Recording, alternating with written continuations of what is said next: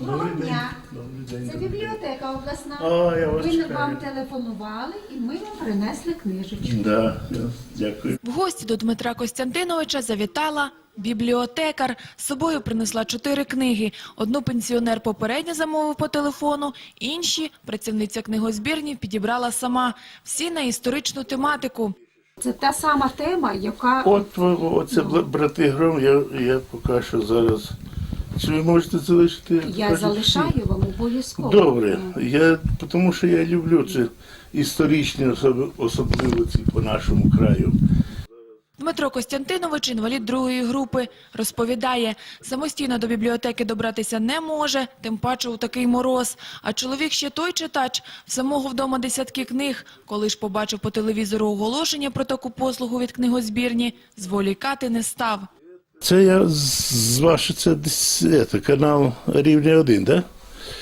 Да? Дивіться новини, ця бігуча строка, побачив, що бібліотека оказує послугу, так як я інвалід, не можу, не ризикую виходити цю гололедицю. Позвонив мені, я давно збирався, я шукав цю книгу, Бульби Боровця. Розносять книги працівники абонементського відділу. Морози їм не страшні, одягаються тепліше і вперед до читача. Сьогодні послугою користуються біля 2 десятків любителів літератури, а смаки у них найрізноманітніші. Ми вже відвідали більше 20 в нас користувачів, які користуються цією послугою. Ми ходимо раз у місяць, люди читають багато книжок, вибирають особливо детективи, фантастика, любовний роман, історичні книги.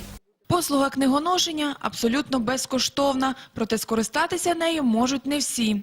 Більшою частиною це на тих людей, які фізично не можуть виходити з дому.